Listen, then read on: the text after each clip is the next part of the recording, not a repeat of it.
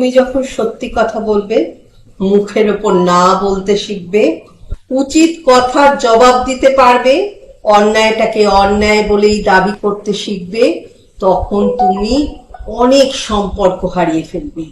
দেখবে তোমার চারপাশটা ফাঁকা লাগছে।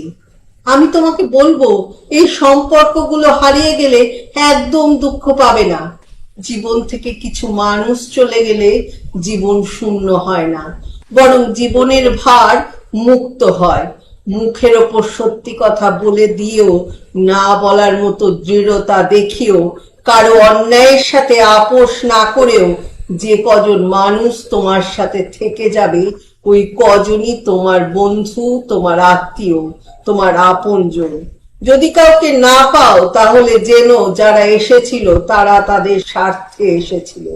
আসলে যারা চলে যায় তারা আসলে তোমার কেউ নয়, কেউ ছিলও না। তাই কারো চলে যাওয়া দেখলে তাতে আনন্দ পেতে থাকো। শুধু একটা থিওরি মাথায় রেখো, যে তোমাকে সত্যিকারের বন্ধু ভাববে, যে তোমাকে সত্যি আপন ভাববে, যে তোমাকে সত্যি ভালোবাসবে, সে তোমার সাথে আজীবন থাকবে। কেউ চলে গেলে আমি একা হয়ে যাচ্ছি এমন ভাবনায় নিজেকে মুড়ে দিও না। বন্ধু নেই মানে তুমি একা নও। তোমার একা থাকাটাই তোমার ব্যক্তিত্ব, এই ব্যক্তিত্বটাই তোমার অহংকার, তোমার ভালো থাকার মূল চাবিকাঠি।